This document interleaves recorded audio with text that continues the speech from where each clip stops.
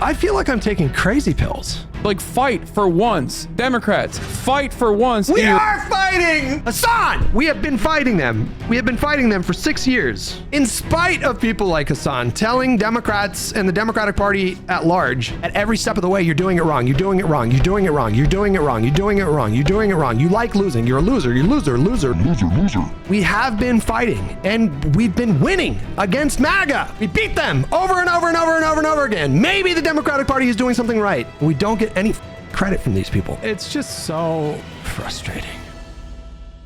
Friends, I want to thank you guys for all the support on the recent videos. I love seeing the positive feedback, and I'm glad that you guys are enjoying the content. Switching niches on a YouTube channel is challenging. This channel has historically been gaming for the last 10 years, and we're switching to politics and culture.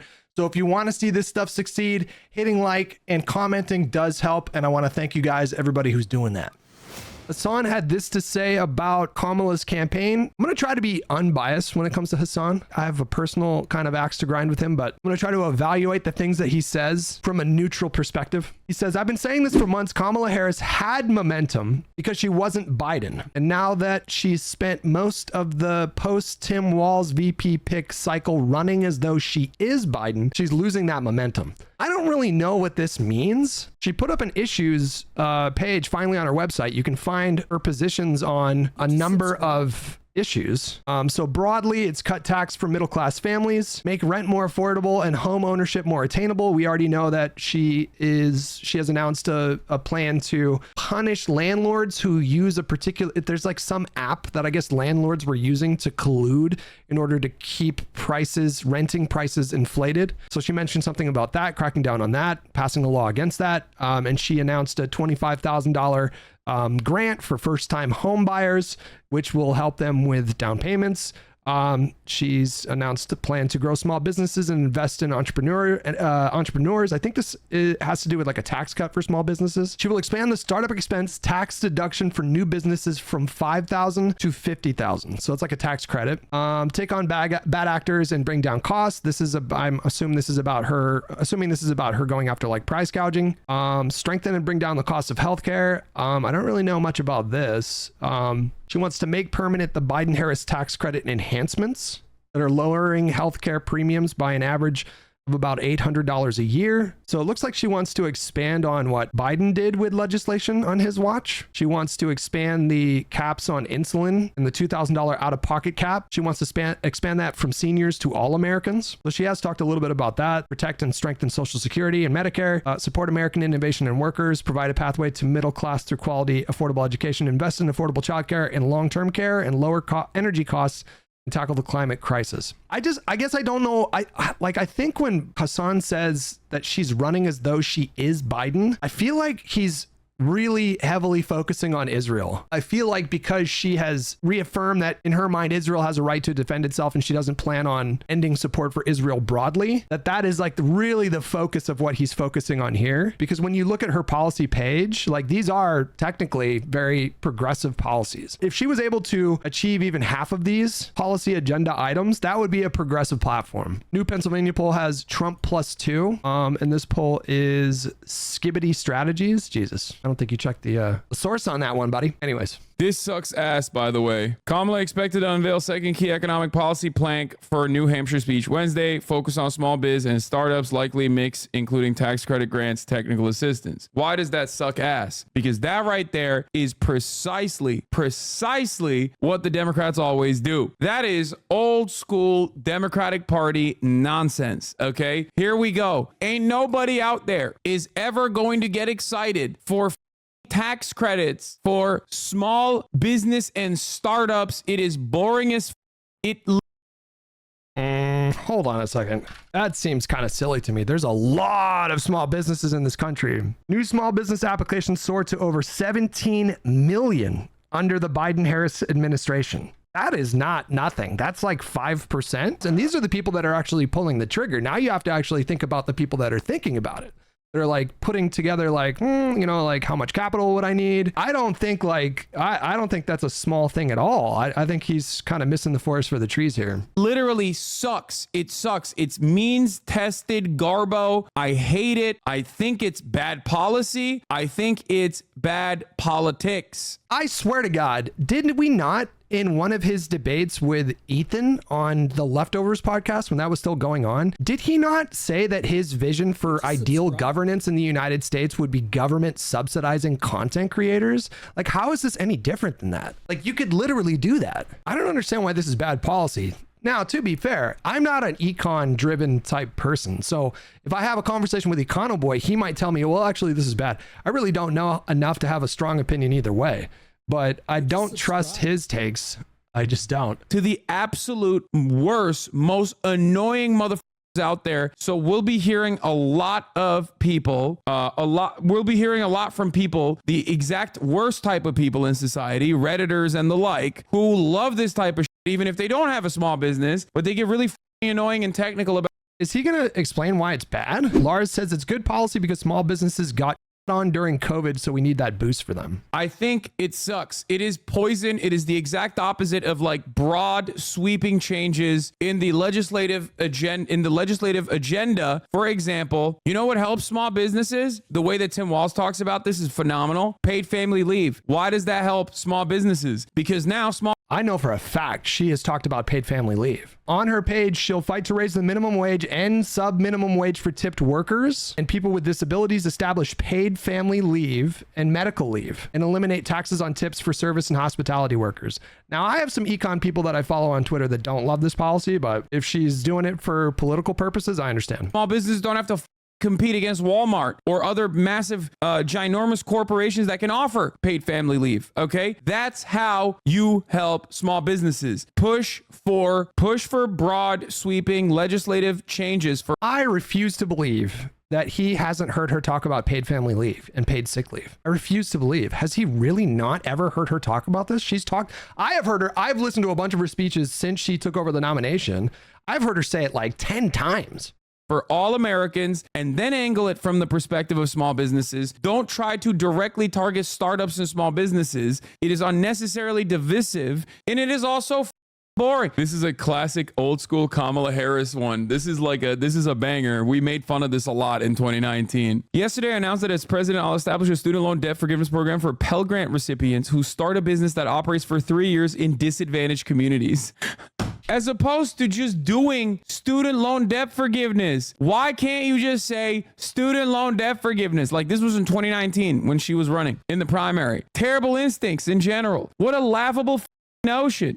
I feel like I'm taking crazy pills. Wait, has she not talked about this before? Hold on. She is running on continuing Biden's current path that he's using to do targeted student loan debt forgiveness because the Supreme Court said that the executive branch didn't have the authority to just do blanket student loan forgiveness. And I think their current program is being challenged in the courts. Vice President Kamala Harris vowed to keep fighting for student debt forgiveness after the Supreme Court declined to reinstate the Biden administration's latest plan to cancel loans for millions of borrowers. So even though it's not on her policy page, she's talked about continuing Biden's approach to the targeted student debt forgiveness. He's also referencing this was 5 years ago. Like, why is this relevant? This is not helping black people. This is helping like 8 black people. Okay.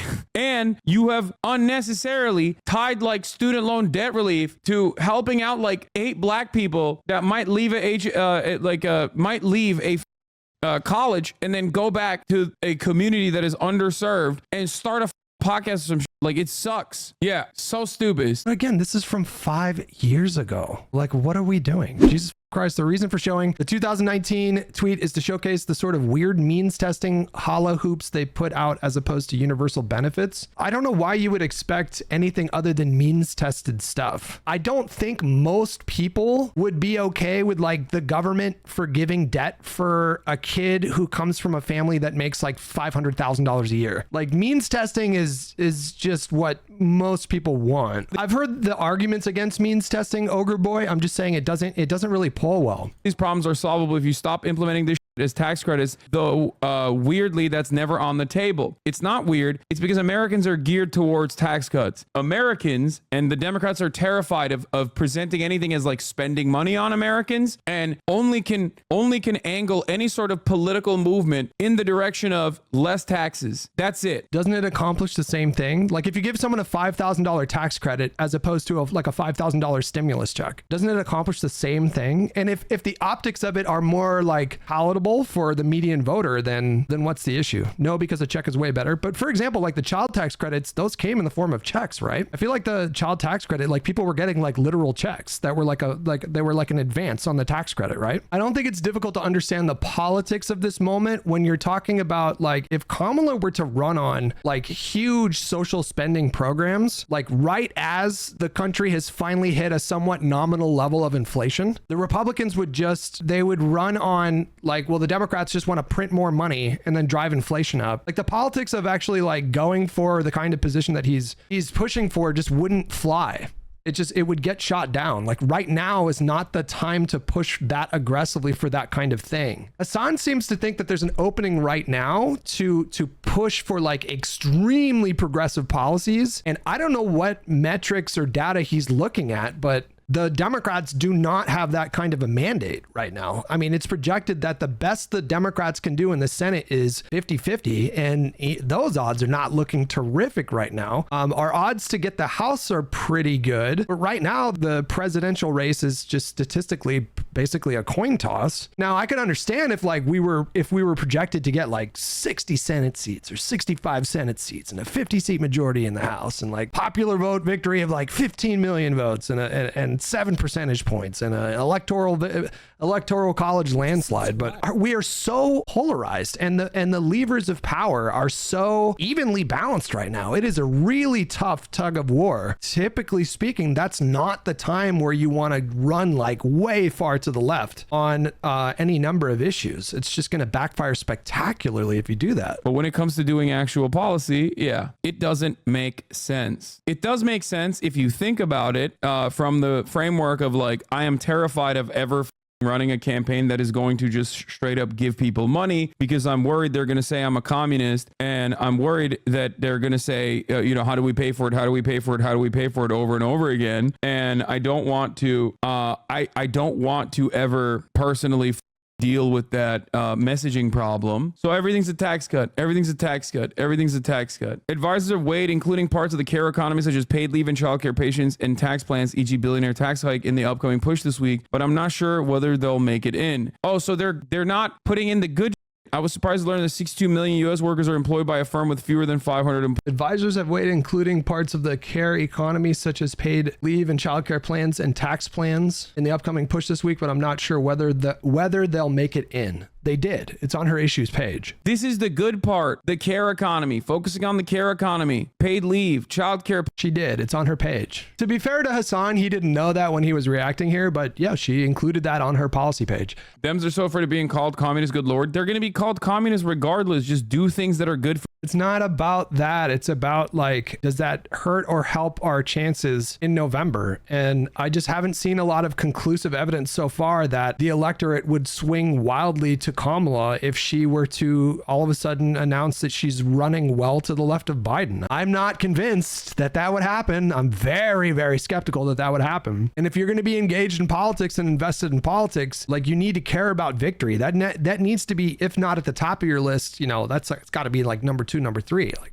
without victory, you don't get anything. You get nothing. You just concede everything to Republicans who will not do anything even remotely similar to what you want to do. Trump literally is calling Kamala Harris Comrade Harris. Trump says that under the Biden administration, America skipped the step with socialism and went to straight communism. Just laugh at it and be like, these dumbasses want us to not give you nice things. For far too long, nice things have only been afforded by the federal government in the form of taxpayer-funded subsidies to corporations and the billionaire class. We want you to get a crumb of that. There's a lot of you out there. There's a lot more of you than there are of them. But we want to, and it's going to be somewhat costly, but we want you to get something in return for all the taxes that you're paying for. They call that communism. It's utterly ridiculous because they don't want you to have nice things. Just say that because it's the truth. Like it or not, Americans do care about the deficit and the debt. This is not just about like how Republicans frame the issue. They genuinely care about this stuff. And whether or not those fears are well-founded is beyond my scope of familiarity and intelligence. So I can't really speak on like, hey, is it really bad that our deficit's this high and what are the implications? But this is a thing that people think about. This is a thing that when you ask voters, like, what are the issues that matter to them? They will talk about like the economy. They will talk about debt. They will talk about the deficit. And whether or not they're misguided it's a totally separate issue. You have to contend with that. And if you ignore that, that's just silly. Is there an inherent reason why they won't engage in the truth? I understand Dems are terrible, but the current strategy seems like the same old garbage, because the same old garbage seems promising now because it's got a new polish on it. That's it. It's no longer Joe Biden. It's just so frustrating. The disrespect to Father Biden, the disrespect to Daddy Biden, his presidency and the kind of bills that he signed into law and what he got accomplished through executive fiat was not more of the same. It was a historic investment in climate. It was massive infrastructure spending bill that will service communities all over the country and expand broadband access and create tens of thousands of union jobs. The CHIPS and Science Act, even if we don't feel the benefits of that immediately, was a huge deal. The ARP was the largest domestic stimulus program in modern history. We halved childhood poverty, and the only reason why we didn't make that child tax credit permanent was Republicans. So when he says just the same old garbage, he's conditioning his audience to not fully appreciate the distinctions and differences between these parties. And he's failing to educate his audience on just how much further Joe Biden went than basically any president in my lifetime. Like, Obama had some good stuff, like the ACA was a big deal, but what Biden was able to get done and the sheer volume of bills that he was able to get across the finish line, that's not something to scoff at. Forgiving student loan debt for 5 million Americans, that is not nothing. That is not scraps. A big deal. The 5 million people got a letter from the president saying, you don't need to worry about your student debt anymore. How do you think those people felt? I just find this so frustrating. It's just, I don't think he's lying. I don't think he fully appreciates the extent to which Biden actually took things and pushed things to the left on his watch. Feeding hungry kids isn't radical. It's human decency. There you go, dude. There you go. It's almost as if a lot of those liberals who are diehard loyalists of the Democratic Party will literally defend these policies on principle, but also they'll reflexively defend these policies because it's the Democratic Party running with them. Let's play moderate game until we have the House and Senate, then ram. What party does he think accomplished, paid lunches in Minnesota? That was Democrats. Democrats did that. They got small majorities in the state legislature and they exercised that power well. And they did that. That was Democrats. Yeah. Running with a progressive agenda is not unpopular. This is a lie that has been told by the Democratic Party to their base. Then why did Bernie do worse in 2020 than he did in 2016? Like, what is the argument for this? If progressive policies were really more popular than like moderate Democrat policies, how do you explain a lot of progressive Democrats in the House right now, like losing primaries to more moderate voters? I'm just not seeing what he's seeing. I'm a fan of progressive policies. I want to see progressive policies in my lifetime, like really progressive policies. I want to see government subsidized healthcare for everybody. I just don't have any illusions because that this stuff is going to happen in like the next like 5 or even 10 years. Zero people are like, oh man, I really would appreciate a tax credit if like I worked in an underserved community for 3 years as a small business owner, as a Pell Grant recipient. Again, he's going back to what she proposed in 2019. That is the Elizabeth Warren to the Bernie Sanders. Bernie Sanders comes out and he's like, everyone needs health care. Y'all are ridiculous. Everyone deserves health care. We got to make this free. It would literally cost less to the government. It would cost less to the average American. That's great. But if Bernie won in 2020, if he actually won that primary, do you think he would have got Medicare for all over the finish line in Congress? Is it likely that we're going to get major healthcare reform that you can't do through budget reconciliation, which means that you would have to get it done with a veto-proof majority, which means you would have to get 60 votes? Is it really smart for Kamala Harris to run on something like Medicare for all when we know that the best possible Senate that we could possibly get is going to be like 50-50? Are you saying, what, are you going to convince 10 Republicans to sign on to Medicare for all? At the end of the day, right? That's it. Boom. Universality. It's simple. It works. It's great. Elizabeth Warren's like, well, you know, here's how we're going to actually do this. We're going to means test this proposal. We're going to make the military more green, yada, yada, yada. It's not simple. It's complicated. It's nerdy. It's unnecessary. They're going to call you a socialist or a communist anyway, you know? Put them. This is, I think, like, I feel like I used to say stuff like this, but I think it's so silly. Like, if you run on a really bold program that would necessarily involve like major increases to government spending, right now is not the climate to propose that. It's just not. I don't think that you're going to get a majority or even a plurality of voters to sign on to like major government spending programs right now. It's just not the time. It's just not the time. Like, politics, like in chess, you need to be able to look at the board and evaluate the position for what it is. Then you need to try to imagine a better position for yourself. And setting up that position will involve, you know, getting tempo, getting momentum on your side, getting time on your side. And you have to be able to, like, you have to be able in your head literally to visualize 3, 4, 5, or 6 moves ahead. The grandmasters do it like 25 moves ahead. But you need to be able to see past the current moment. And in the current moment right now, if Kamala were to run on massive government spending programs, she would lose. She would lose. That doesn't mean that those programs are bad. It doesn't mean that it's a bad idea to do some of these programs. That's not what I'm saying at all. I'll bet you I agree with a lot of policy proposals in terms of like what would be beneficial to people, like what would be good policy, what would help Americans. I'll bet you we have a ton of overlap and could agree on a lot of things. What I disagree on is like, when do you pull the trigger? And he's saying we should pull the trigger now after Americans suffered, 8-9% inflation, after the average cost of goods and services has gone up 19% over the last 2 years, as a lot of people are stretching their paychecks more so they can afford essential goods like diapers, formula, food, rent, energy, water. People are, they got a little rattled. We did fare better than every other G7 nation. We recovered from inflation faster than any developed nation on earth. Like, our economy proved to be quite resilient, and it could have been so much worse. It could have been so much worse. It could have been a disaster. We could have plunged into a real depression, and through good fiscal policy, we were able to help Americans stay afloat. And the price for that was inflation. It's just crazy to me to go out there and suggest that like Kamala should run on like, let's add $10 trillion to the deficit over the next 10 years to do Medicare for all. Like, maybe work there. Maybe like work to get there. Maybe let's lay the foundation. Maybe let's get a bigger mandate. Let's win by larger majorities. It's just, we're in a struggle against MAGA right now. And however silly MAGA is, and however silly Donald Trump is, or however silly we think they are, that is a formidable political movement. You can't ignore it.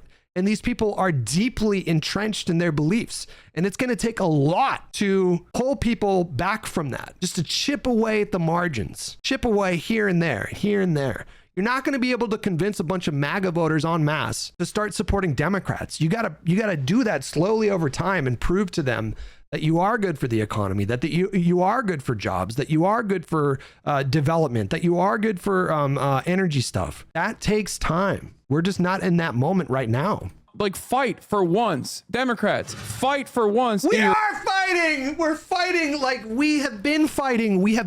Hasan, we have been fighting them. We have been fighting them for 6 years. 6 years, in spite of people like you. In spite of people like Hasan telling Democrats and the Democratic Party at large, at every step of the way, you're doing it wrong. You're doing it wrong. You're doing it wrong. You're doing it wrong. You're doing it wrong. You're doing it wrong. You like losing. You're a loser. You're loser, loser, loser, loser. We have been fighting, and we've been winning against MAGA. We beat them over and over and over and over and over again. Maybe the Democratic Party is doing something right. We had a good election cycle in 2020. We had a good election cycle in 2022. And we've had good special elections all over the country or whatever. We have been fighting, and we've been doing a really good job. And we don't get any credit from these people. In Hasan's mind, it's like, well, if you ran on Medicare for all, you'd be winning by 10 points. It's like, What is your evidence for that? What the hell is your evidence for that, bro? Biden would have lost by 150 EC votes. Yeah, but look what the party did. Look what the party did. He made the right decision. She stepped up, and she has had the most successful grassroots fundraising of any presidential candidate in history. Right now, she's proven to be like quite a formidable opponent. We're complaining or we're our pants because she's dropped like 0.8 points in the aggregate, but she's like, think about where we were 6 weeks ago. Think about that for a second before we start pissing our pants over a Pew Research poll and a New York Times Siena poll that shows a really close race. Think about where we were a month and a half ago. Do you remember? We were looking at polls that had Biden down by 2, and we're like, oh, that's a good poll for Biden, all things considered. So the fact that she has been able to accomplish what she's been able to accomplish in such a short time is remarkable. I keep telling you guys, this is not effective, okay? She has been running a remarkable campaign. It is remarkable. We went from Biden down 2 or 3 in the aggregate to Kamala plus 2 or 3 in the aggregate in a month and a half. And he's over here like, oh, he's pretending that it's just a disaster right now because of a couple mediocre polls. Give me a break.